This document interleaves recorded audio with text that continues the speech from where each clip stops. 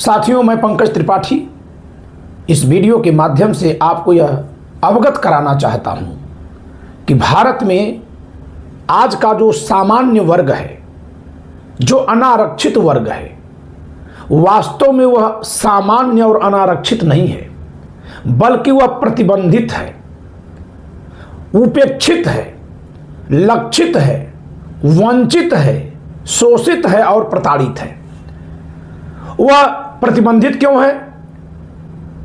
क्योंकि वह तमाम चुनावों में प्रत्याशी नहीं बन सकता। जात के आधार पर प्रत्याशी बनने पर रोक है, जो संविधान के अनुच्छेद 15 के खिलाफ है। लेकिन जिस तरफ आपका ध्यान नहीं, आप सोए हुए हैं, आपको पता नहीं है कि जब लोकतंत्र में आपको चुनाव ही नहीं लड़ने दिया जाएगा तो आपकी लोकतांत्रिक भूमिका कम हो जाएगी, महत्ता घट जाएगी और फिर आप गुलाम होंगे।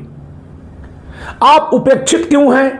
क्योंकि सरकारी योजनाओं में कहीं आपको लाभ के हकदार के रूप में नहीं रखा जाता, आपको हर जगह ढकेल दिया जाता है। शोषित क्यों हैं? क्योंकि आपके बच्चे से किसी दाखिले के समय पर कम से कम 3 बच्चों के बराबर फीस ली जाती है, जिससे कि किसी अन्य वर्ग के किसी को फ्री में पढ़ाया जा सके। नीट की फीस जैसे आपके बच्चे की अगर 2 लाख रुपए है, तो वहीं किसी एससी कम्युनिटी के बच्चे की, चाहे भले उसके पिताजी डीएम ही क्यों न हो, 0 फीस है, तो उसकी फीस कौन भरता है? आपका बच्चा, यानी आप भरते हैं। आपका ध्यान यहां नहीं है। और अब तो सरकारें इंडस्ट्री के लिए जो लोन दे रही हैं, इंडस्ट्री के लिए जो कोई गरीब आदमी नहीं लेने जाता, उसमें भी आपको वंचित कर रही हैं, रोक रही हैं, प्रतिबंधित कर रही हैं, और वहां भी एससी कम्युनिटी के लोगों को दे रही हैं। अब तो खुल्लम खुल्ला बात हो रही है कि हॉस्पिटल में डॉक्टर के प्लेट पर, नेम प्लेट पर केवल इन्हीं लोगों का नाम क्यों है। कोई ये नहीं कहता कि जिनका नाम है वे योग्य हैं, जिनका नाम नहीं है वो योग्यता क्यों नहीं बढ़ाते। नहीं, आपकी योग्यता को भी सवालों में घेरा जा रहा है। यानी आपको प्रतिबंधित, उपेक्षित, शोषित और वंचित करने के बाद भी जब आप उगते चले गए, और जिसका आपको गुरूर भी है, जिसकी गफलत में रह करके आपने इन प्रतिबंधों को, इन उपेक्षाओं को, वंचनाओं को ध्यान नहीं दिया, नजरअंदाज किया है, तब अब आपके अस्तित्व पर संकट खड़ा किया गया कि आपकी योग्यता ही दूसरों का शोषण है। और ये बातें कोई मामूली नहीं कह रहा है, ये बातें देश का प्रधानमंत्री और देश का विपक्ष का नेता कह रहा है। दोनों की दोनों पार्टियां भाजपा कांग्रेस से बात फैला रही हैं।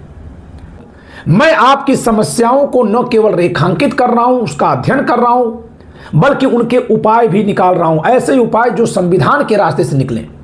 और इन्हीं उपायों को जब मैं खोज रहा था तो मैंने पाया कि ईडब्ल्यूएस आरक्षण आ जाने के बाद आज के ओबीसी समाज और सामान्य वर्ग यानी अनारक्षित वर्ग में कोई बहुत अंतर नहीं रह गया है। ओबीसी वर्ग को भी 8 लाख की आय सीमा तक ही वो सुविधा मिल रही है आरक्षण की। उससे अधिक होने पर वो क्रीमी लेयर में आता है और वो सामान्य वर्ग हो जाता है, वो हमारे कैटेगरी में आ जाता है। इधर सामान्य वर्ग से अगर कोई 8 लाख से कम की आय पर आता है तो वो ईडब्ल्यूएस में आ जाता है और उसे भी आरक्षण मिल जाता है।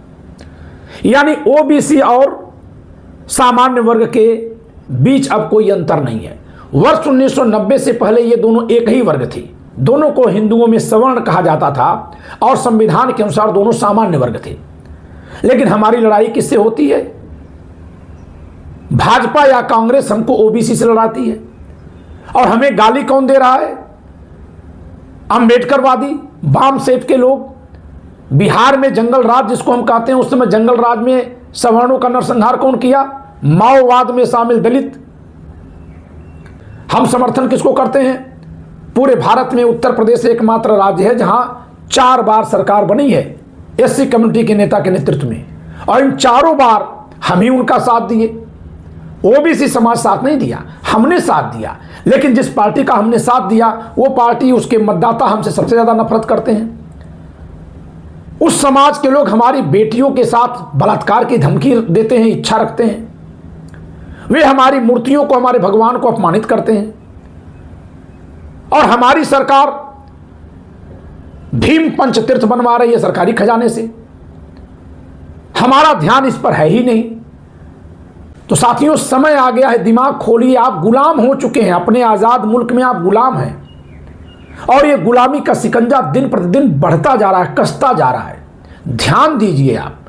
मैं संविधान के विद्यार्थी के रूप में 2003 से अब तक जो मैंने न्यायिक सेवा के लोगों को पढ़ाया है, वकालत मैंने जो की है, जो संविधान पर मेरा अध्ययन है, उससे मैं स्पष्ट जान रहा हूं कि सामान्य वर्ग और उसमें भी हिंदुओं में जो सामान्य वर्ग यानी सवर्ण समाज है, वो धीरे धीरे हाशिए पर ढकेला जा रहा है और उसके खिलाफ बहुत तेजी से नफरत फैलाई जा रही है समाज में। अगर आप अभी नहीं जगे तो बहुत देर हो जाएगी। हिंदू के रूप में आप सुरक्षित हैं, भारतीय के रूप में आप सुरक्षित हैं, लेकिन सामान्य वर्ग के रूप में आप असुरक्षित हैं और सवर्ण के रूप में आप सर्वाधिक असुरक्षित हैं, जबकि उसी रूप में आप सर्वाधिक बेपरवाह हैं। जागिए, देखिए चारों ओर सोशल मीडिया पर आपके लिए सरेआम गालियां हैं, भारत छोड़ो के उद्घोष किए जा रहे हैं आपके लिए और सरकार मौन तमाशा देख रही है। इसलिए आपसे मैं आह्वान करता हूं कि आप सामान्य जन चेतना मंच के सामाजिक संगठन में जुड़िए और यदि आप राजनीति में भागीदारी करना चाहते हैं, सहयोग देना चाहते हैं, तो आप गठित होने जा रहे इस पार्टी के संस्थापक सदस्यों में शामिल होइए, पदाधिकारी बनिए, जिम्मेदारी लीजिए। आइए, अपने प्रतिबंधों को हटाने के लिए संकल्पित होइए, आगे बढ़िए, लड़िए। हमने कई बार गुलामी की बेड़ियों को काटने के लिए सफलतापूर्वक संघर्ष किया है। फिर से हम उद्घोष करें कि हम जो वर्तमान में हमारे पर बेड़ियां लगाई गई हैं उन्हें हटा देंगे, उन्हें काट देंगे। और ओबीसी समाज से आपका कहीं कोई टकराव नहीं है। एससी एसटी समुदाय में भी आपको बहुत चाहने वाले लोग हैं। एक खास विचारधारा ही आपके अस्तित्व पर खतरा बनकर के मंडरा रही है। पक्ष और विपक्ष में बैठी दोनों बड़ी पार्टियां और बड़ी पार्टियों के बड़े नेता यानी प्रधानमंत्री और विपक्ष के नेता, ये दोनों ही आपके खिलाफ नारा लगाने वालों के साथ खड़े हो गए हैं। इसलिए आप अपने लिए स्वयं एक राजनीतिक विकल्प तैयार करने के लिए हमारे साथ आइए। आपका स्वागत है। जय हिंद, जय भारत।